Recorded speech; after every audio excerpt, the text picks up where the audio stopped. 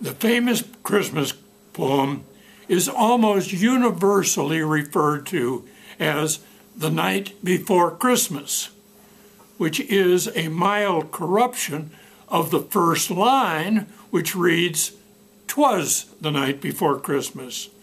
The poem was written at Christmas time, 1823, by Clement Clark Moore, and the real title is A Visit from St. Nicholas. Over the intervening years, a number of people have composed parodies of this classic.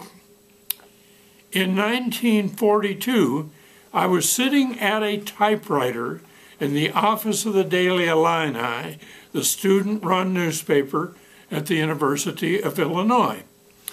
I had completed 2 years as a reporter on the staff while carrying a full academic load as a chemistry major at the university. For my 3rd year on the staff, I had been appointed a junior editor, which means that I was one of a small group of people who put the paper to bed for the next morning's edition.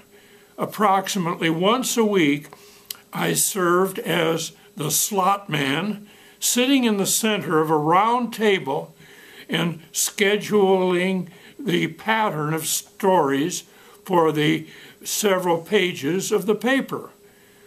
Around the outside of the round table sat 2 or 3 rim men, like myself, junior editors, who wrote headlines for the stories that I had chosen and otherwise made the text ready for the printers.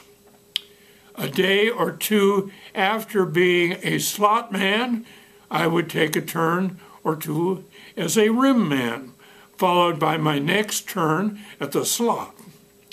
The presses rolled at 3 a.m. each day, and I got very little sleep that year.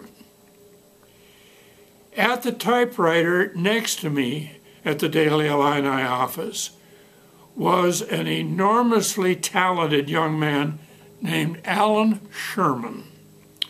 He was a year younger than I was, and his role on the Daily Illini was to write the humor column, which was called the Campus Scout.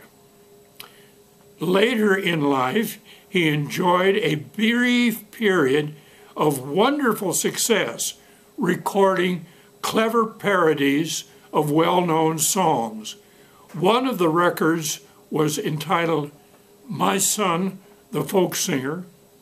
Alan Sherman created the immortal line, "Hello, Mudda, hello, Fada, here I am at Camp Granada." Sitting beside me at the Daily Illini in December 1942, Alan had a problem.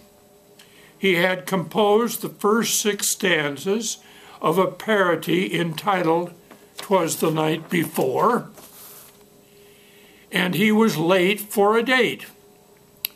So he leaned over to me and said, "Henry, finish this for me." I am not sure that he even said, "Please." Meekly, I composed 20 more stanzas to the parody, and we ran it in the Campus Scout column a couple of days later. After 6 months, I went on active duty with the United States Army. When the next Christmas season rolled around, and unbeknownst to me, the staff reprinted our poem. In fact, the Daily Illini reprinted our parody for the next 10 Christmases.